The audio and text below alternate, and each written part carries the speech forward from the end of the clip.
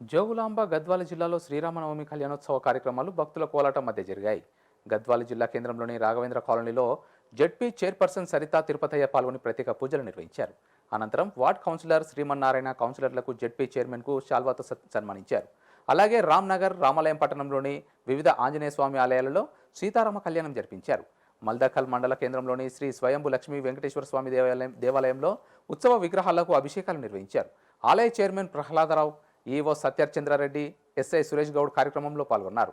అలాగే మల్దకల్ మండలం తాటికుంట గ్రామంలోని కోదండ రామాలయంలో ధ్వజస్తంభ విగ్రహ పునఃప్రతిష్ఠ కార్యక్రమాలు నిర్విఘ్నంగా కొనసాగాయి.